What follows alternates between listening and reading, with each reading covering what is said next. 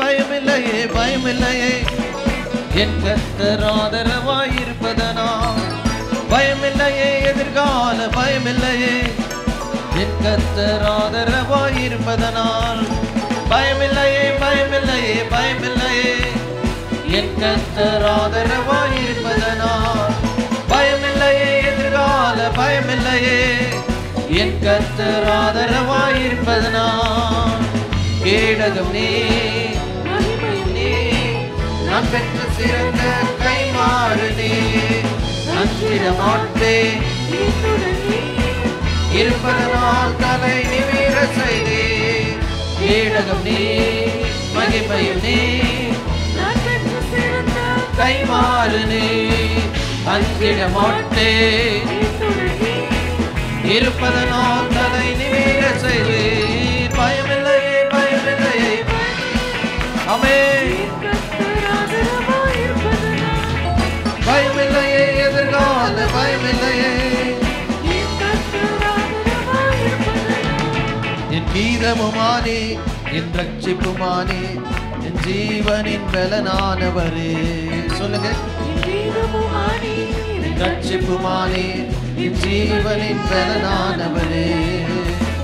என் விளக்கை ஏற்றி இருளை வெளிச்சமாக்கி என் தலையை நிமிர செய்தே. என் விளக்கை ஏற்றி எல்லாரும் நல்ல கைவிழுந்து உற்சாகமாக கரங்களை வைத்து அறிக்கையிட்டு சொல்லுவோம். கேடகம் நீ மகிமையும் நீ நான் பெற்ற சிறந்த கைமாறு நீ அஞ்சிட மாட்டேன். ஹல்லேலூயா தலை நிமிர செய்வே. கேடகம் நீ மகிமையும் நீ நான் பெற்ற சிறந்த கைமாறு நீ அஞ்சிட மாட்டேன். ஆமென். தலை நிமிர செய்வே. பயமில்லையே பயமில்லையே பயமில்லையே என் கர்த்தர் ஆதரவாயிருப்பதனால். பயமில்லையே எதிர்கால பயமில்லையே என் கர்த்தர் ஆதரவாயிருப்பதனால். பயமில்லையே பயமில்லையே பயமில்லையே ஆமென்.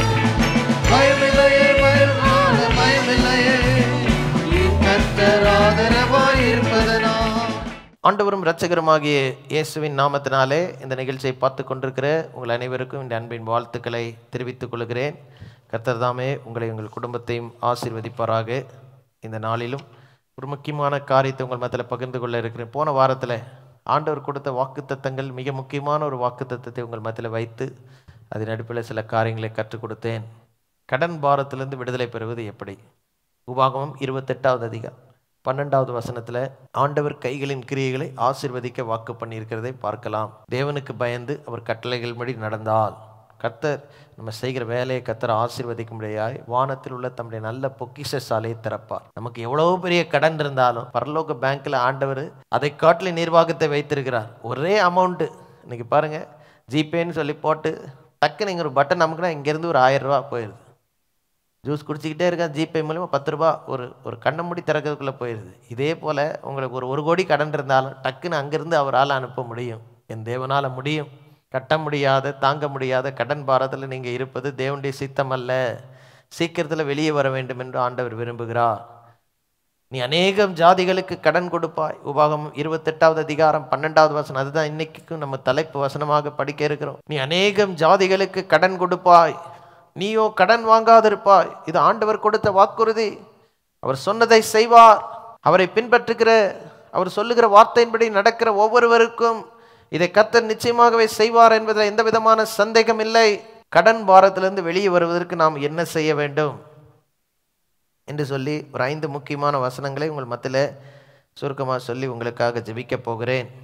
2 ராஜாக்கள் 4வது அதிகாரம் 1வது வசனத்திலிருந்து 7ஆம் வசனம் வரைக்கும் நம்ம வாசிக்க போகிறோம். இன்னைக்கு செய்திக்கு ஆதாரமாக இந்த சம்பவத்தை நம்ம படித்து இதன் அடிப்படையில் சில காரியங்களை கற்றுக்கொள்ள போகிறோம். தீர்க்கதரிசிகளில் உடைய புத்திரரில் ஒருவனுடைய மனைவியாய் இருந்த ஒரு ஸ்திரீ எலிசாவை பார்த்து, உமது அடியானாகிய என் புருஷன் இறந்து போனான். உமது அடியான் கர்த்தருக்கு பயந்து நடந்தான் என்பதை அறிவீர். கடன் கொடுத்தவன் இப்பொழுது என் 2 குமாரரையும் தனக்கு அடிமையாக்கி கொள்வதற்கு வந்தான் என்றான். எலிசா அவளை நோக்கி, நான் உனக்கு என்ன செய்ய வேண்டும்? வீட்டில் உன்னிடத்தில் என்ன இருக்கிறது என்று சொல் என்றான். அதற்கு அவள், ஒரு குடம் எண்ணெய் அல்லாமல் உமது அடியானுடைய வீட்டில் வேறொன்றும் இல்லை என்றாள். அப்பொழுது அவன், நீ போய் உன் அயல் வீட்டுக்காரர் எல்லாரிடத்திலும் அநேகம் வெறும் பாத்திரங்களை கேட்டு வாங்கி உள்ளே போய் உன் பிள்ளைகளுடன் உள்ளே நின்று கதவை பூட்டி அந்த பாத்திரங்கள் எல்லாவற்றிலும் வார்த்து நிறைந்ததை ஒரு பக்கத்தில் வை என்றான். அவள் அவனிடத்திலிருந்து போய் தன் பிள்ளைகளுடனே கதவை பூட்டி கொண்டு இவர்கள் பாத்திரங்களை அவளிடத்தில் கொடுக்க அவள் அவைகளில் வார்த்தாள். அந்த பாத்திரங்கள் நிறைந்த பின் அவள் தன் மகன் ஒருவனை நோக்கி, இன்னும் ஒரு பாத்திரம் கொண்டு வா என்றான். அதற்கு அவன், வேறு பாத்திரம் இல்லை என்றான். அப்பொழுது எண்ணெய் நின்று போயிட்டு அவள் போய் தேவனுடைய மனுஷனுக்கு அதை அறிவித்தாள். அப்பொழுது அவன், நீ போய் அந்த எண்ணெயை விற்று உன் கடனை தீர்த்து மீந்ததை கொண்டு நீயும் உன் பிள்ளைகளும் ஜீவனம் பண்ணுங்கள் என்றான். அன்பான தேவனுடைய பிள்ளைகளை, கடனிலிருந்து வெளியே வருவதற்கு நியாயமான வழியை எலிசா தீர்க்கதரிசி கற்றுக் கொடுத்தார். யோசித்து பாருங்க, நிறைய பேருடைய நிலைமை, நீங்கள் ஒருவேளை வாங்காமல் இருக்கலாம், உங்கள் குடும்பத்தினர் வாங்கின கடன் நிமித்தமாக. பெற்றோர் கடன் வாங்கினா சில நேரம் பிள்ளைகள் தலைகுனிவாக நிற்க வேண்டிய சூழ்நிலை அநேக குடும்பங்களில் இருக்குது. அத்துமீறி கடன் வாங்கி பிள்ளைகள் சில நேரம் வீட்டில் இருக்கும்போது கடன்காரன் வந்து கண்டமானிக்கு பெற்றோரை திட்டும்போது பிள்ளைகள் நிறைய பேர் உடைந்து போயிருக்கிறாங்க. புருஷன் வாங்கின கடன் நிமித்தமாக கிரெடிட் கார்டில் ஈஸியாக போட்டால் வந்துடுது அப்படின்னு சொல்லி நிறைய பேர் பயன்படுத்தி அந்த கார்டு பில்லை கட்டாமல் வீடு தேடி ஆட்கள் வந்து மிரட்டுகிறது. இதெல்லாம் இன்னைக்கு 21ஆவது நூற்றாண்டின் கொடுமைகள். கிரெடிட் கார்டில் பொருட்களை வாங்கினால் இந்த மாதம் முடிவில் பில் வரும்போது கட்ட முடியும் என்றால் நீங்கள் வாங்கலாம். அது கூட தேவையில்லை. இப்போ டெபிட் கார்டெலாம் வந்துருச்சு, உங்கள் பேங்க்கில் இருக்கிற அளவுக்கு மாத்திரம் நீங்கள் யூஸ் பண்ணலாம். தேவையில்லைன்னா கிரெடிட் கார்டு வாங்காதீங்க. என்னுடைய தாழ்மையான வேண்டுகோள், கிரெடிட் கார்டு தேவையில்லை என்று நான் நினைக்கிறேன், வாங்காதீங்க. ரொம்ப முக்கியமான ஒரு செய்தி இன்றைக்கி பேசி கொண்டிருக்கிறேன். அநேகர் ஏமாந்து போய் personal loan, credit card loan, அந்த லோன் இந்த லோன் எல்லாம் வாங்கி கடைசியில் ஒன்றும் முடியலனாக்கா அடகு வச்சு, நகை கடையில் கொண்டு போய் அடகு வச்சு கந்து வெட்டியில் லோன் தலைக்கு மேலே போயிடுச்சு. இன்னைக்கு வெளியே வர முடியல. இங்கே ஒரு அம்மாவை பார்க்குறோம் பாருங்க, கணவர் கடன் வாங்கி மரித்து போய்விட்டார். கடைசியில் பாருங்கள், மனைவியும் பிள்ளைகளும் இன்னைக்கு நடுரோட்டில் நின்று கொண்டிருக்கிறாங்க. பிள்ளைகளை வந்து கடன்காரன் பிடித்துட்டு போகிறதுக்கு வீட்டுக்கு வந்துட்டான். எவ்வளோ ஒரு நிர்பந்தமான சூழ்நிலை. நம்ம ஈஸியாக வாசிட்டு போயிடும். அந்த அம்மாவுடைய நிலைமை யோசித்து பாருங்கள். சுற்றி இருக்கிற ஜனங்கள் எப்படி ஏளனம் பண்ணியிருப்பாங்க. இவர் வேற ஊழியம் பண்ணியிருக்கிற ஒரு ஆள், கத்துடைய ஊழியெல்லாம் செஞ்சாரே பாருங்க. மனைவி இந்த மாதிரி நிலைமையில விட்டு போயிரு, எவ்வளோ ஏளனமாக கத்துடைய நாம தூசிக்கப்பட்டிருக்கும். அன்பான தேவனுடைய ஊழியர்களே, கடன் வாங்காதீங்க. பைக்கு கார்னு இஎம்ஐயில் வாங்கினீங்கன்னா இம்மிடியேட்டாக அதை செலுத்துங்க. ஒவ்வொரு மாதமும் உங்களுக்கு வருகிற வருமானத்தில் முதல்ல அந்த லோன் இஎம்ஐ கட்டி முடித்து குறித்த நேரத்தில் முடிங்க. இன்னைக்கு கவர்மெண்ட்டில் சிபில்னு ஒரு ரேட்டிங் வச்சுருக்கிறாங்க. த்ரூ அவுட் இந்தியாவில் அது கம்ப்யூட்டரில் இருக்குது. எங்கெங்கே கடன் வாங்கணுன்னா கட்டாமல் போனோன்னா அதில் ரேட்டிங் குறைஞ்சிரும். நீங்கள் போய் அடுத்த லோன் கேட்க போகும்போது உங்களுக்கு கொடுக்க மாட்டேங்கிறான். ஏன் கொடுக்க மாட்டேன்? உங்கள் சிபில் ரேட்டிங் குறைஞ்சிருக்கு. இதெல்லாம் வந்து நியாயம். இது இப்போ இன்றைக்கி நடந்து கொண்டிருக்கிற காரியங்கள். நீங்கள் கவனமாக இல்லை என்றால் சமுதாயத்தில் தலைகுனி வருவதற்கு அதிகமான வாய்ப்பு. இந்த அம்மாவுடைய வாழ்க்கையை பாருங்கள். நல்ல வேளை அங்கே அந்த அம்மா சரியான இடத்துக்கு போனாங்க. இன்றைக்கி நீங்களும் சரியான இடத்துக்கு வந்திருக்கிறீங்க. என்ன செய்யலாம் என்று கேட்க வந்திருக்கிறீங்க. எலிசாவிட்ட போய் இது மாதிரி ஒரு நிர்பந்தமான சூழ்நிலை இருக்குன்னு சொன்ன எலிசா ஒரு மிகப்பெரிய ஒரு அற்புதத்துக்கு வழியை திறந்து கொடுத்தா. பக்கத்து வீட்டுக்காரங்க எல்லாட்டையும் போய் காலி பாத்திரத்தை வாங்கிட்டு வந்து வச்சு வீட்டில் வச்சு, வீட்டில் ஒரே ஒரு கலசம் தான் எண்ணெய் இருக்குன்னாங்க அந்த அம்மா. அந்த எண்ணெயை எடுத்துகிட்டு போங்க, கதவு பூட்டி வீட்டில் இருக்க எல்லா பாத்திரத்தையும் கொஞ்சம் கொஞ்சமாக ஊற்றுங்க அப்படின்னா. பாருங்கள், அற்புதமாக இந்த சின்ன பாத்திரத்துலேருந்து பெரிய பெரிய பாத்திரம்லாம் நிரம்பக்கூடிய அளவுக்கு எண்ணெய் வந்துருச்சு. உடனே இந்த அம்மா போய் விற்று விடவில்லை. எவ்வளோ நல்ல அம்மா பாருங்கள். திரும்பி எலிசாட்ட போய் என்ன செய்யணும் இப்போ அப்படின்னு அந்த எண்ணெயை விற்று கடன் அடைச்சி மிச்சத்தை வச்சு வாழ்ந்து கொள். உழைப்பு தேவை. எலிசாவுக்கு நினச்சிருந்தா டைரெக்டாக பணத்தை கொடுத்துருக்க முடியுமா? முடியாது. ஆண்டவர் நினச்சிருந்தா டைரெக்டாக பணத்தை கொடுத்துருக்க முடியுமா? முடியாதா? முடியும். கொடுக்கவில்லை. எண்ணெயை தான் கொடுத்தாரு. எண்ணெயை கொண்டு போய் நியாயமான விலைக்கு விற்று அந்த விற்ற வியாபாரத்தை வச்சு லாபத்தை வச்சு கடனை அடைத்து மிச்சத்தில் வாழணும். இன்னைக்கு உழைத்தால் தாங்க கடன்லேருந்து வெளியே வர முடியும். நிறைய பேருக்கு லாட்ரி அடித்து வெளியே வரணும்னு நினைக்கிறீங்க, அது செல்லுபடியாகாது. ஆன்லைனில் ரம்மியில் நிறைய பேர் அடிமைகளாக இருக்கிறீங்க. இன்னைக்கு கர்த்தர் விடுதலை தர விரும்புகிறார். ஐபிஎல்ல அநேக பேர் பெட்டிங் பண்ணி இன்னைக்கு அடிமைகளாக இருக்கிறீங்க. உங்கள் குடும்பம் இன்னைக்கு அழிவை நோக்கி போய்கிட்டு இருக்கு. ஆனால் என் இயேசு கிறிஸ்து இந்த அடிமைத்தனத்திலிருந்து விடுதலை தர வல்லவராக இருக்கிறார். அன்னைக்கு அந்த ஏழை விதவைக்கு ஆண்டவர் செய்தது போல இன்னைக்கு நீங்களும் சம்பாதித்து கடனிலிருந்து வெளியே வர. இப்போ யோசித்து பாருங்க, இவ்வளோ எண்ணெய் வந்தது, ஒரே நாளில் வெளியே வந்திருப்பாங்களா? அந்த எண்ணெய் விற்கிறதுக்கு எத்தனை நாட்கள் ஆச்சோ? வீடு முழுக்க பாத்திரங்கள், எண்ணெயை நிறைந்த பாத்திரங்கள். ஒரு 1 மாதம் 2 மாதம் 3 மாதம் அதை விற்றுருப்பாங்க. 3-4 மாதத்துக்கு அப்புறம் தான் ஃபுல்லாக வெளியே வந்திருப்பாங்க. நியாயமானபடி வெளியே வரணும்னா 10 வருஷம் சம்பாதித்த கடன்லேருந்து ஒரே நாளில் வெளியே வர ஆண்டவரால் செய்ய முடியும். ஆனால் கொஞ்சம் கொஞ்சமாக தான் அநேக நேரம் செய்வார். பொறுமையாக இருங்க, தவறான தீர்மானத்தை எடுத்து விடாதீங்க. ஒரு சிலர் இன்னைக்கு தற்கொலை எண்ணத்தோடு இந்த நிகழ்ச்சியை பார்த்து கொண்டிருக்கிறீங்க. இது தேவையில்லை. ஆண்டவர் இந்த கடன் பாரத்திலிருந்து இன்றைக்கு உங்களுக்கு ஒரு விடுதலை தர வல்லவராக இருக்கிறார். சரியான நேரத்தில் இந்த நிகழ்ச்சியை போட்டிருக்கிறீங்க. கர்த்தர் நிச்சயமாகவே உங்களுக்கு விடுதலை தர வல்லவராக இருக்கிறார் என்பதை ஆணித்தரமாக சொல்லுகிறேன். தேவன் உங்கள் குடும்பத்தின் சூழ்நிலையை பார்த்து தான் இன்னைக்கு இந்த செய்தியை உங்களுக்கு கொண்டு வந்திருக்கிறார். நான் சொல்கிறது இப்போ கவனிங்க. கடனிலிருந்து வெளியே வர நாம் என்ன செய்யணும்? போன வாரத்தில் கடனின் விளைவுகளை சிலது சொன்னேன். 4 முக்கியமான விளைவுகள். 1, கடன் வாங்கினால் கொடுத்தவனுக்கு அடிமையாய் மாறி விடுகிறோம். 2வது, இப்போ நம்ம வாசித்த இந்த ஏழை விதவின் சம்பவத்தின்படி நம்ம பொருட்களெல்லாம் தூக்கிட்டு போகிறதுக்கு வீடு தேடி வந்துடுறாங்க. இது இன்னைக்கு நடந்து கொண்டிருக்கு நிறைய வீடுகளில். 3வது, ஊரை விட்டே ஓட வேண்டிய ஒரு சூழ்நிலை. தாவீதோடு இருந்த நிறைய பேர் கடன் பட்டவர்கள் செலுத்த முடியாமல் ஊரை விட்டு ஓடி வந்தவங்க. 4வது, பார்க்கும் பொழுது கடன் வாங்கி கொடுக்க முடியாத நிமித்தமாக சம்பாத்தியம் எவ்வளோ பண்ணாலும் வீட்டுக்கு வரமாட்டேங்கி பொத்தல் பையில் போடுறது போல இருக்கு. 20,000 30,000 சம்பாதிக்கிறோம், சாப்பாட்டுக்கு வழி இல்லாமல் உட்காந்துருக்கிறோம், நிம்மதியாக தூங்கி ரொம்ப நாள் ஆகுது. இன்னைக்கு கடனிலிருந்து வெளியே வர வேண்டும் என்றால் என்ன செய்ய வேண்டும்? 5 முக்கியமான வசனங்களை இன்னைக்கு உங்கள் மத்தியில் வைக்க விரும்புகிறேன். கடனிலிருந்து வெளியே வர நாம் என்ன செய்ய வேண்டும்? முதலாவது பார்க்கும் பொழுது, கடனிலிருந்து வெளியே வர முதல்ல ஜெபம் பண்ண வேண்டும். மன்னிப்பு கேட்டு ஜெபம் பண்ணுங்க ஆண்டவர் இயேசு தம்முடைய சீசர்களுக்கு ஒரு முன்மாதிரியான ஜெபத்தை கற்றுக் கொடுத்தார். அதில் ஒரு முக்கியமான கோரிக்கை மத்தேயு 6வது அதிகாரத்தில் 12வது வசனத்தை நீங்கள் எடுத்து வாசித்தால், நாங்கள் எங்கள் கடனாளிகளுக்கு மன்னிக்கிறது போல எங்கள் கடன்களை எங்களுக்கு மன்னியும். ஃபர்கிவ் அவர் டெட்ஸ் என்று சொல்லி, எங்கள் கடன்களை எங்களுக்கு மன்னியும்னு வாங்கினவன்ட்ட மன்னிப்பு கேட்கறதுனால தேவனை நம்பாமல் இவன்ட்ட போய் நின்னும் பாருங்க. படைத்த கடவுளிடத்துல நீங்கள் மன்னிப்பு கேட்கணும். இங்கே யாராவது ஆண்டவர்கிட்ட இப்போ உட்காந்து, இயேசுவே இந்த செய்தியை கேட்கல, நான் தெரியாமல் வாங்கிட்டேன், இப்போ இன்னைக்கு இந்த கடன் பாரத்திலேருந்து நான் வெளியே வர விரும்புகிறேன், என்னை மன்னியுமப்பா அப்படின்னு சொல்லி அல்லேலூயா சொல்லுகிறேன். முதலாவது கடன் பாரத்துலேருந்து வெளியே வர ஆண்டவர்கிட்ட மன்னிப்பு கேட்டு ஜெபம் பண்ணணும். கடன் சுமையை அகற்றி போட முடியாமல் ஜெபம் பண்ணுங்க அதோடு சேர்த்து. அதே இதில் நீங்கள் பார்க்கும் பொழுது 2வது குறிப்பும் அங்கே சொல்லப்பட்டிருக்கிறது. கடன் பாரத்திலிருந்து வெளியே வர வேண்டும் என்றால் எங்கள் கடனாளிகளுக்கு நாங்கள் மன்னிக்கிறது போல எங்கள் கடன்களை எங்களுக்கு மன்னியும் என்று சொல்லுகிறார். கடனிலிருந்து நீங்கள் வெளியே வர வேண்டும் என்றால் இதை ட்ரை பண்ணி பாருங்கள். உங்கள்கிட்ட கடன் வாங்கின ஒரு சிலருக்கு மன்னிச்சு விட்டுருங்க. அவனுக்கு கொடுக்க நிர்வாகம் இல்லைன்னு வச்சுக்கோங்க, போய் விரட்டாதீங்க, மன்னிச்சு விட்டுருங்க. இதுக்கு ஒரு ஆதாரமாக ஒரு கதையை ஆண்டவர் இயேசு கிறிஸ்து சொன்னார்.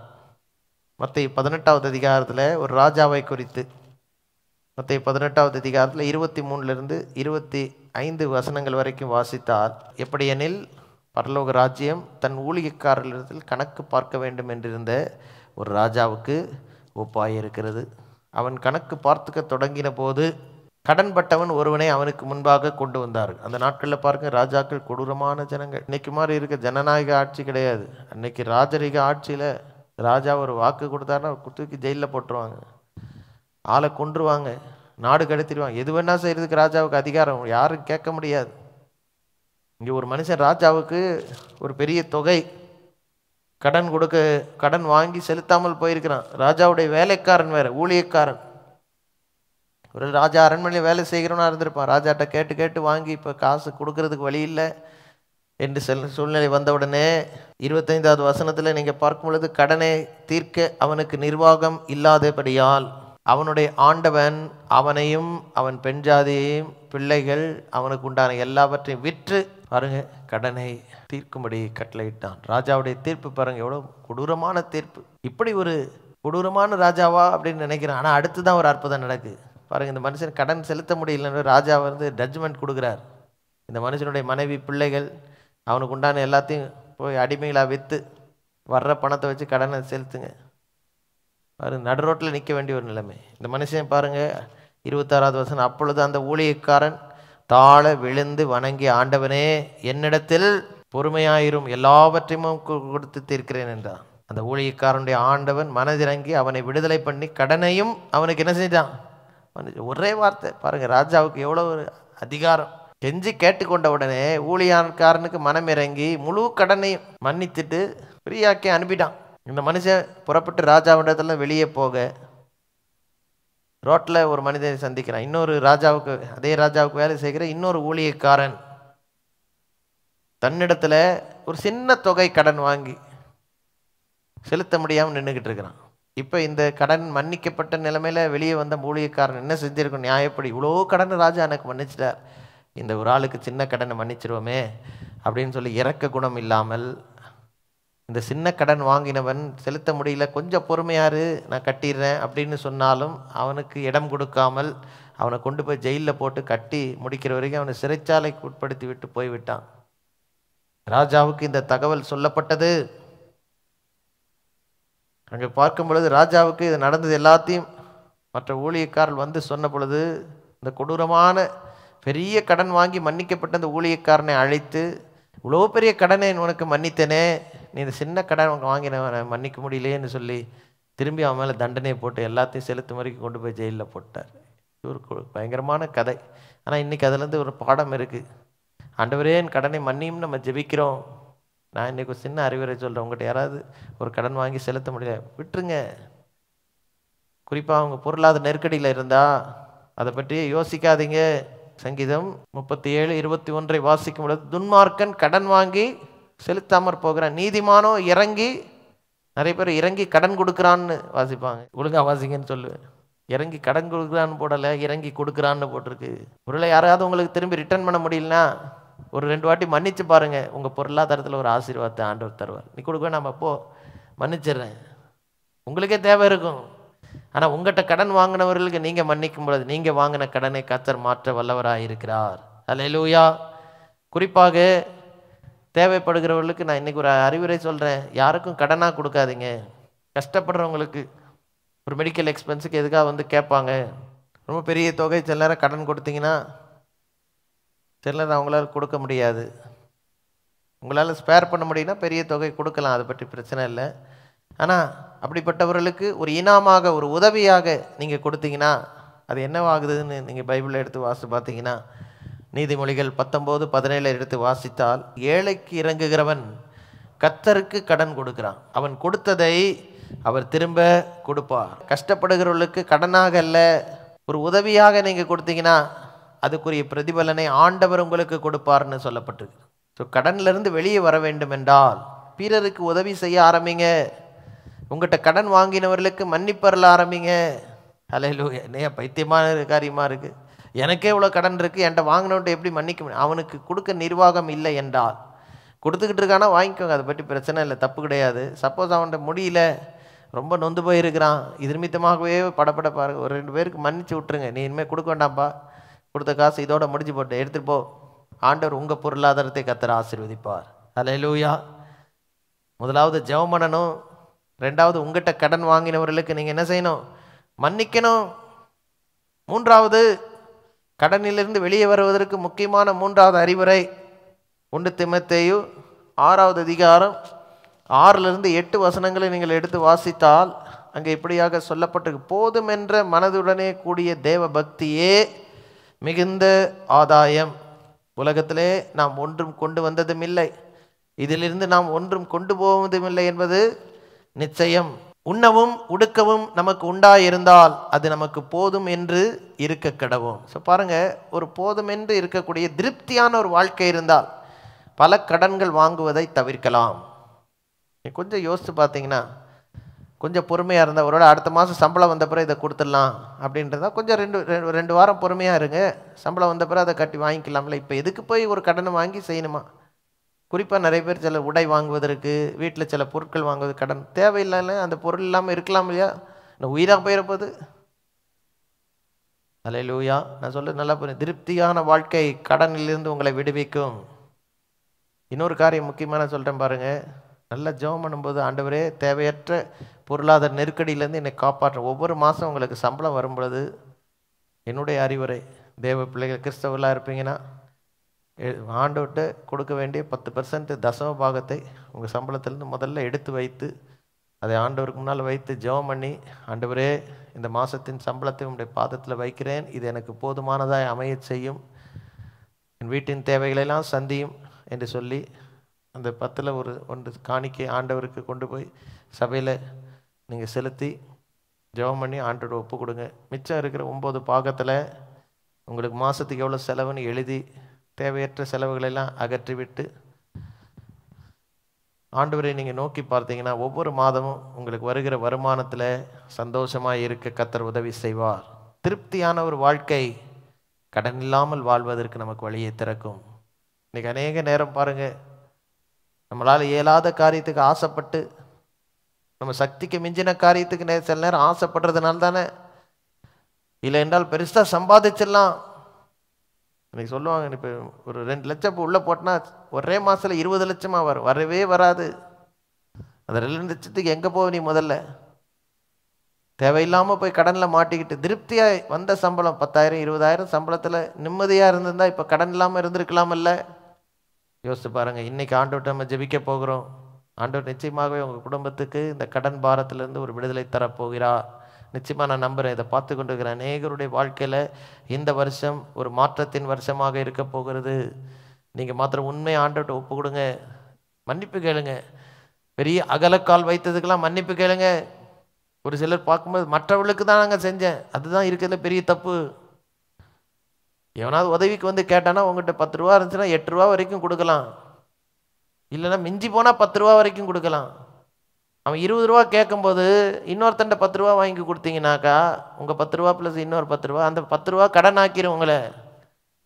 10 ரூபாயில் நிற்கிது 10,000 10 லட்சம் வரைக்கும்லாம் கடன் போனவங்கெல்லாம் இருக்கிறீங்க. இதை பார்த்துக்கிட்டு இன்றைக்கி ஆண்டவர்கிட்ட மன்னிப்பு கேட்டு, ஆண்டவரே இதுலேருந்து எனக்கு ஒரு விடுதலை தாருன்னு கேளுங்க. கர்த்தர் நிச்சயமாகவே தருவார். ஹல்லேலூயா. 4வதாக பார்க்கும் பொழுது, ஹல்லேலூயா, கடனிலிருந்து வெளியே வருவதற்கு அந்த ஏழை விதவையுடைய கதையில் நம்ம வாசித்தோமே ஆரம்பத்தில். 2 ராஜாக்கள் 4வது அதிகாரத்தில் ஒரு பெரிய அற்புதம் வீட்டில் நடந்துருச்சு. வீடு முழுக்க பாத்திரங்களில் எண்ணெய் நிரம்பி விட்டது. உடனே இந்த அம்மா எலிசா தீர்க்கதரிசிட்ட வந்து, நான் இப்பொழுது என்ன செய்ய வேண்டும் என்று கேட்கிறார். 2 ராஜாக்கள் 4வது அதிகாரம் 7வது வசனத்தை நீங்கள் எடுத்து வாசித்தால், அவள் போய் தேவனுடைய மனுஷனுக்கு அதை அறிவித்தாள். அப்பொழுது அவன், நீ போய் அந்த எண்ணெயை விற்று உன் கடனை தீர்த்து மீந்ததை கொண்டு நீயும் உன் பிள்ளைகளும் ஜீவனம் பண்ணுங்க. முதல்ல இதை சொன்னேன், இப்போ திரும்பி ஞாபகப்படுத்த விரும்புகிறேன். கடனிலிருந்து வெளியே வருவதற்கு ஆண்டவர் மேஜிக்காக அது செய்ய மாட்டார். மந்திரம் கிடையாது. கடன்லேருந்து வெளியே வர்றதுக்கு மந்திர தந்திரம் ஜெய் ஜூம்பா கடன்லேருந்து வெளியே அப்படி என்றைக்குமே ஆண்டவர் செய்ய மாட்டார். ஆண்டவர் உங்களுக்கு கொடுக்குற வேலை, தொழில், வியாபாரத்தில் நீங்கள் உண்மையாக இருந்து ஒவ்வொரு மாதம் அதிலேருந்து ஒரு தொகையை எடுத்து வைத்து கடனை செலுத்த ஆரம்பிங்க. அந்த உண்மை மனதை கர்த்தர் பார்த்து உங்கள் வருமானத்தை அதிகரிப்பார். கடனை கொடுக்காம ஜாலியாக சுற்றிட்டு இருக்கிறதெல்லாம் சாப்பிட்டு போட்டு உட்காந்துருந்தீங்கன்னு வச்சுக்கோங்க, தரித்திரம் வீட்டை விட்டே போகாது. இன்றைக்கி ஆண்டவர் தெளிவாக உங்களோட பேசி கொண்டிருக்க, ஒவ்வொரு மாதம் உங்களுக்கு ஒரு வருமானத்தை கொடுக்குறார் இல்லையா? அதில் நீங்கள் பயன்படுத்தி ஆண்டவர் கொடுக்குறதுல உண்மையை வைத்து உங்கள் செலவுக்கு வைத்து ஒரு கடனை செலுத்துவதற்கு ஒரு சின்ன தொகையை எடுத்து எவ்ரி மந்த்து செலுத்த ஆரம்பிங்க. எடுத்து வைங்க. அதை கேட்கும் பொழுது கொடுக்கறதுக்கு ரெடியாக இருங்க. கர்த்தர் நிச்சயமாகவே செய்ய. இந்த ஏழை விதவை கண்டிப்பாக நம்ம நிச்சயமாக நம்புகிறேன், அந்த பாத்திரத்தில் இருக்கிற எண்ணெயெல்லாம் வைத்து சீக்கிரத்தில் கடன்லேருந்து வெளியே வந்து மிச்சம் உள்ளதை வைத்து விற்பனை செய்து என்ன வியாபாரம் செய்தாங்களோ, அடுத்து என்ன பண்ணாங்களோ தெரியல, அந்த குடும்பம் தலை குனிந்த நிலைமையிலேருந்து மறுபடியும் கௌரவமான ஒரு நிலைமைக்கு வந்தது போல உங்கள் குடும்பத்தையும் கர்த்தர் ஆசீர்வதிப்பார். 5வது மிக முக்கியமாக கடனிலிருந்து வெளியே வருவதற்கு என்ன செய்ய வேண்டும்? ஆகாய் 2வது அதிகாரம் 19வது வசனத்தை நீங்கள் எடுத்து வாசித்தால் அங்கே இப்படியாக சொல்லப்பட்டிருக்கிறது. களஞ்சியத்தில் இன்னும் விதை தானியம் உண்டோ? திராட்சை செடியும் அத்திமரமும் மாதுளஞ்செடியும் ஒலிவ மரம் கனி கொடுக்கவில்லையே. நான் இன்று முதல் உங்களை ஆசீர்வதிப்பேன் என்று சொல்லி. இது எப்பொழுது இந்த வாக்குத்தத்தம் இஸ்ரவேல் ஜனங்களுக்கு கொடுக்கப்பட்டது என்றால், ஆண்டவர் சொல்றார், இடிக்கப்பட்டு போன தேவ ஆலயத்தை நீங்கள் கட்ட ஆரம்பிங்க. நீங்கள் கட்டினீங்கன்னா உங்களுடைய தானியத்தையும் திராட்சை ரசத்தையும் உங்களுடைய செடி கொடி மரங்களையும் உங்கள் கைகளின் கிரியைகளை இன்று முதல் ஆசீர்வதிப்பேன்னு சொன்னார். கர்த்தருக்கு ஊழியம் செய்ய ஆரம்பிங்க. சபைக்கு போய் நல்ல சபை ஒழுங்கு அட்டன் பண்ணி உங்கள் போதகர் சொல்லுகிற ஆலோசனை கீழ்ப்படிந்து சபை ஊழியத்தில் உதவியாயிருங்க. 4 பேருக்கு ஆண்டோடைய அன்பை பகிர்ந்து கொள்ளுங்க.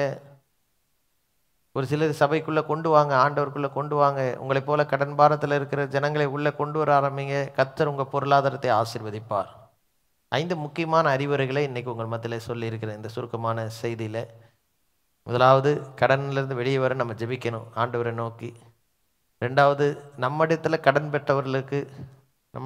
பெற்றவர்களை மன்னித்து விடணும். 3வது, திருப்திகரமான ஒரு வாழ்க்கை, போதும் என்ற மனதோடு வாழ வேண்டும். 4வது, ஆண்டவர் கொடுத்திருக்கிற நமக்கு சம்பாத்தியம் கொடுத்துருக்காரு பாருங்கள், அந்த வியாபாரம் தொழிலை வைத்து அல்லேலூயா அதில் வர்ற ஆசீர்வாதத்தில் கடனை செலுத்த அதை பயன்படுத்த ஆரம்பிக்கணும். கர்த்தர் அதை ஆசீர்வதித்து பெருக பண்ணுவார். 5வது, மிக முக்கியமாக கர்த்தருடைய ஊழியத்தை செய்ய ஆரம்பிங்க. இன்றைக்கி ஆண்டவர் இயேசு கிறிஸ்து தரித்திரத்திலிருந்து நம்மை விடுதலையாக்க இந்த உலகத்துக்கு தன்னுடைய செல்வத்தெல்லாம் இழந்து சாதாரண மனுஷனாக இறங்கி வந்தாருங்க. நீங்கள் கடந்து போகிற கடினமான பாதை அவருக்கு நல்லா தெரியும். குடும்பத்தில் பொருளாதார நெருக்கடியின் மத்தியில் அவரும் வாழ்ந்திருக்கிறார். படுக்க தலை சாக்க இடமில்லாமல் வாழ்ந்தார். காலையில் ஒரு நாள் எந்திரிச்சு வெளியே வர்றாரு, சாப்பாடு இல்லை. அத்தி மரத்தை தேடி போனாருங்க சாப்பாட்டுக்காக. அப்போ கையில் காசும் இல்லைன்னு அர்த்தம். நமக்கு இருக்கிற அவல நிலைமை அவருக்கு நல்லா தெரியும்.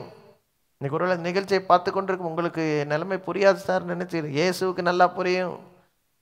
அவர் சொன்னது நான் உங்கள்கிட்ட சொல்லிட்டேன். நீங்கள் கடனில் இருப்பது தேவனுடைய சித்தம் அல்ல. வெளியே வர முடியாமல் இன்னைக்கு நம்பிக்கையற்ற நிலைமையில் இருக்கிற அன்பான தேவ பிள்ளைகளை, வாலிபர்களே, பெரியவர்களே, இதை பார்த்து கொண்டிருக்கிற யாராக இருந்தாலும் வாழ்க்கையில் ஒரு நம்பிக்கை இல்லாமல் காணப்படுகிறீர்களா? சோர்ந்து போய் காணப்படுகிற ஒரு சில தற்கொலை நோக்கி போய்கிட்டு இருக்கிறீங்க. இன்னைக்கு ஆண்டவர் தெளிவாக உங்களை பார்த்து பேசுகிறார். அது சரியான பாதை இல்லை, நீ ஏன்ட்ட வா. வருத்தப்பட்டு பாரம் சுமக்கிறவர்களே, நீங்கள் எல்லாரும் என்னிடத்தில் வாருங்கள், நான் உங்களுக்கு இளைப்பாறுதல் தருவேன். ஆண்டவர் இயேசு தெளிவாக சொல்லுகிறார். ஆண்டவர்கிட்ட வாங்க, கர்த்தர் நிச்சயமாக விடுதலை தருவார். ஆண்டவர்கிட்ட மன்னிப்பு கேளுங்க, ஜெபம் பண்ணு. ஆண்டவரே, தெரியாமல் வாங்கிட்டேன்ப்பா, இன்னைக்கு விடுதலை தாரும், என் பாவத்தெல்லாம் மன்னின்னு ஜெபம் பண்ணுங்க. கண்களை மூடி ஜெபிப்போமா? அல்லேலூயா. வாய் திறந்து சொல்லுங்க, இயேசுவே, அறியாமையில் இந்த கடன் பாரத்தில் மாட்டிக்கிட்ட ஆண்டவரே, வெளியே வர தெரியல, மிகப்பெரிய கடன் பாரம், இதில் எப்படி வெளியே வர போகிறேன் எனக்கு ஒன்றும் புரியல, எனக்கு ஒரு வழியை திறந்து கொடுங்கப்பா. சொல்லுங்க, கேளுங்க, ஒரு அற்புதம் செய்யுங்க. முற்றிலுமா இதிலேருந்து என்னை நீக்கி ஆண்டவரே சீக்கிரத்தில் ஒரு விடுதலை தாரும். நான் செய்கிற வேலை, வியாபாரம், தொழிலெல்லாம் ஆசீர்வதியும், எங்கள் குடும்பத்தை ஆசீர்வதியும். மறுபடியும் சமுதாயத்தில் கௌரவமாய் நிற்கத்தக்க கிருபை தாரும். உடைய பிள்ளையாய் வாழ என்னை அர்ப்பணிக்கிறேன், உடைய இரத்தத்தினால என்னை கழுவும். சொல்லுங்க, என் பாவங்களை எல்லாம் மன்னியும், என் உள்ளத்துக்குள் வந்து என் வாழ்க்கையில் ஒரு நிம்மதியை தாரும். இன்னைக்கு இருக்கிற மனப்பதட்டங்களை நீக்கி ஒரு சமாதானத்தை தாரும். கேளுங்க, இயேசுவே, ஜெபித்து கொண்டிருக்கிற ஒவ்வொருவருக்காக ஜெபிக்கிறவனுடைய வாழ்க்கையில் ஒரு மாற்றத்தை தருவீராக. ஒரு அற்புதத்தை நீரை செய்து வாழ்க்கையில் ஆசீர்வாதமாய் வாழ்ந்திட தேவரே நீரை பலன் தர முடியாது ஜெபிக்கிறோம். ஆசீர்வாதத்தை கட்டளையிட வேண்டுகிறோம். சாட்சி விளங்க செய்து ஜெபிக்கிறோம். எல்லா துதிகன மகிமை ஆராதனை புகழ் மறுவருக்கு ஏறெடுத்து நன்றி செலுத்துமை போற்றுகிறோம். இயேசுவின் நாமத்தில் ஜெபிக்கிறோங்கள் அருமை நல்ல பிதாவே, ஆமேன்.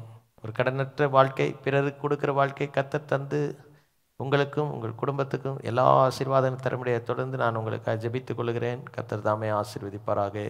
ஆமேன்.